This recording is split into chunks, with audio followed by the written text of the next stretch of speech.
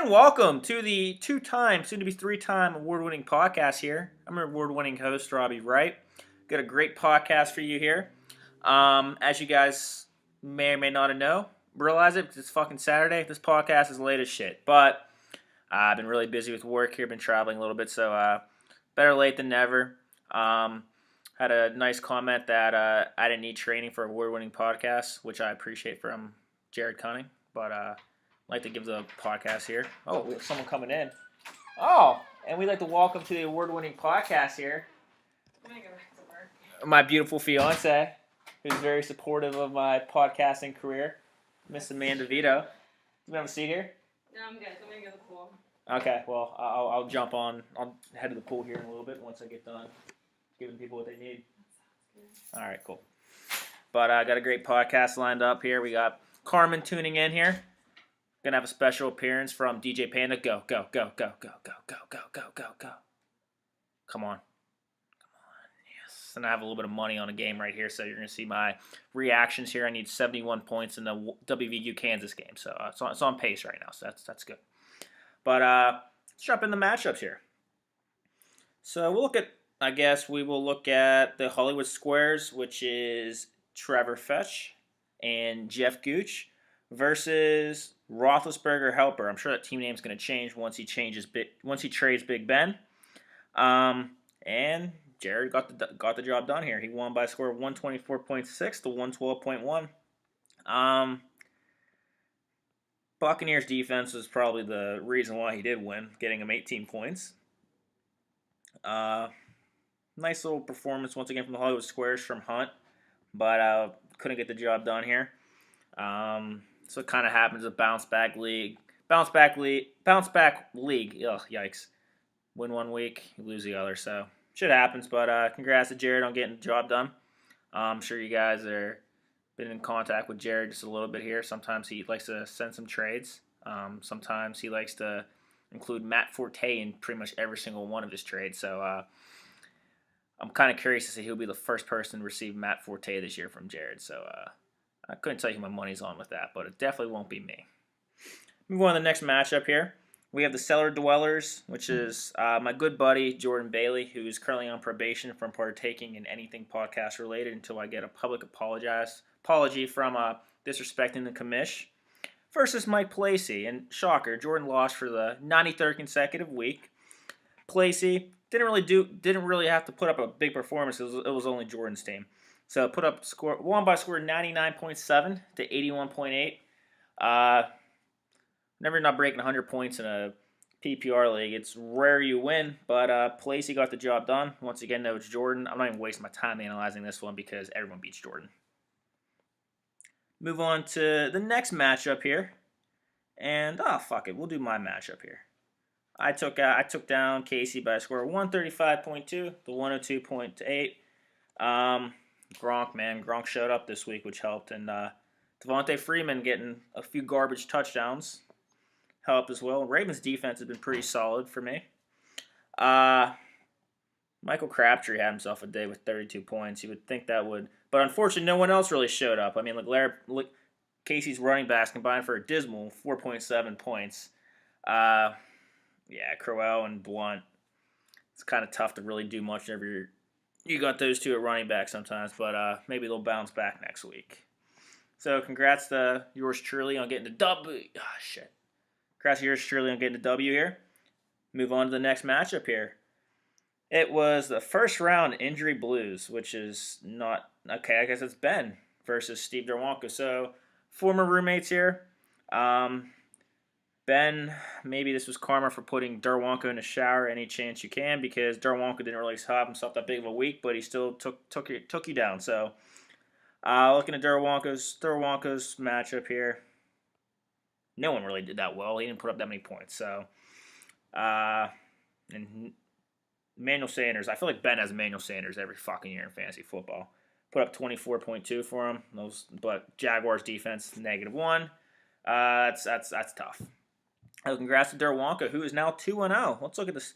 So right now, the teams that remain undefeated are Jared, Darwanka, and the next matchup, which is George. George is also 2-0. So George, who likes to have a lot of sex with Billy's sister, beat Bonesaw, who is now 0-2, by a score of 119.6 to 87.8. Now, I don't know if maybe Bonesaw, this might be a down year for him. I mean, the X factor clearly was his ex-girlfriend last season, and whenever you have Jordan Howard getting you 0.7 points, that's really tough to bounce. That's really tough to put yourself in any position to win. Here, go. Fuck. I love gambling. So, congrats to George on the W here. Devontae Adams had himself a nice day, and Chris Boswell got him 16 points. So, those two really made the biggest impact for George. Didn't really put up he had a solid week, but Bonesaw, whenever you only put up 87.8 points in a PPR league, kind of like with Jordan's situation, you're rarely ever going to win. So, go on to the next matchup here. And this was a preschool best buds matchup here. Carmen versus Mike. I'm sure neither of these guys really had any standards back in the day for friendship, so which is probably why they're still friends today. Go. Yes. Okay. So, you look at here, we got Mr. Thomas Brady got him 30.8, which is just probably like that time of the year where Brady just puts up a stupid amount of points. So I'm sure Carmen's going to appreciate that. As well as Mike Evans had himself a solid performance. I mean, pretty much everyone other than Larry Fitzgerald had a solid day for Carmen, which is nice because he's not $25 richer. Whereas Mike, Todd Gurley had himself a day on Thursday, and he's been scoring a lot of touchdowns lately, so he's definitely having a bounce back year so far. But Jordy Nelson, this is what went wrong for Mike. Mike had a solid day, but Jordy Nelson got hurt. So if he doesn't get hurt, he may actually beat Carmen here. And if I look here, Mike had the fourth most points. So it wasn't really fourth most points. So common trend I'm noticing is there's a few guys here, Palasi, Derwanko, didn't really put up a ton of points, but still got W's. So that's fantasy football for you. So we'll get Carmen on the phone here. Some of you guys had some funny questions. I'm gonna get to them here.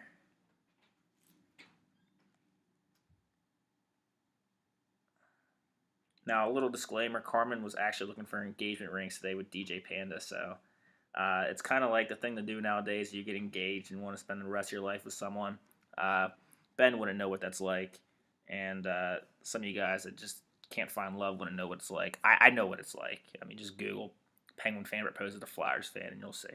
So we'll get Carmen on the phone here. We'll see this stupid-looking mug.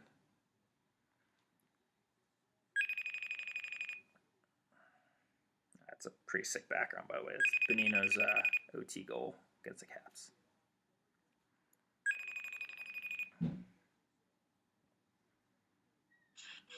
And we now welcome on to the award-winning podcast here, looking extra homeless today, Mr. Carmen Fortunato. Carmen, how are you doing today? I'm doing good, man. How are you Oh, doing? I'm doing just excellent here. So I'm just gonna jump the gun here. Go. What game are you watching? WVU Kansas.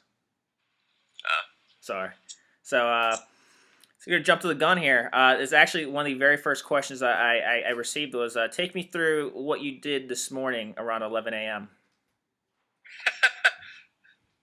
Amanda and I went out to a engagement ring sale. And how was that? We did some shopping around. It was good. It was nice. It was, I've never done anything like this before, obviously, and I didn't really know what to expect. I was texting you last night actually about it, and I felt pretty stupid because last week we went to, and she picked out a ring. It was like $700 some, and I was like, man, that's super cheap. Like, I can get her too. And then I realized that's just the band. I can get her too. For the diamond and the setting, and then it was like, oh, okay, this isn't as cheap as I thought it was going to be. No, it's a process. It's definitely a process here. You got to trust the process. So that's true. If you had to describe your you want to keep it down back there? Sorry, I'm getting there. If you describe, let's Amanda, say hi to Carmen. Hi, Carmen. Hi, Amanda. I'm excited for you guys. Oh, thank you. There's my Amanda. Oh, hey, Amanda. We now welcome onto the award-winning podcast. The two Amandas here are the same person, according to some people. because we have the same life. Yes, exactly. But yeah, exactly. But if you had to describe DJ Panda in 5 adjectives, which adjectives would you pick? Am I describing Amanda the girlfriend or Amanda the DJ? This is up to you here. It's a loaded question. I know. Jeez. All right, so we'll go with Amanda the person. She is very smart. No one cares. Okay. Next question. Next question is Beyonce or Rihanna? Beyonce. So you have a thing for black women. Beyonce, I don't think it matters if black, white. I think Beyonce's beautiful. So what's your take on racism? It's bad. Racism is bad, and it shouldn't be a thing anymore. But are you racist towards white women? No, I wouldn't say that. I think I find beauty in all women. Why? Because, well, not all women, I guess. So now you're sexist? Well, no, that would be... No, I don't think that would be sexism. But you don't like all women? It depends how we're talking. I mean, I'm talking just about like women are beautiful people. Sounds like you're kind of sexist here. I feel like I walked into a trap. That's what I feel like. I don't think it was a trap at all. That was a very good question here. I mean, I asked you a simple question, Beyonce and Rihanna, and you just like twisted this hardcore. I didn't. I said Beyonce. I don't think so. So, if you had to describe shitty Camp Hill, and you had to like get someone to move there, how would you describe them? What would you plug about shitty Camp Hill to get them to move there? I would say that it's low crime. There's really nothing like to be worried about. You can like walk the streets at night, and you can. I leave my hockey equipment out in the back all the time. I don't worry about anyone stealing it or anything. So Nobody wants to steal that gross, smelly stuff. that's also true. But so I would say it's a nice neighborhood. There's some fun little shops and like little restaurants around that we go to. So I would say that. And I don't know, you're really close to Pennsylvania's legislator. So if you're really into making social change, you can do it right here in good old Camp Hill. I was so excited for that answer. So if you want to fight racism and sexism, this is the place to be. All right, I'm over this question. Okay, let me find. I got another question here for you. Let me find this. Okay.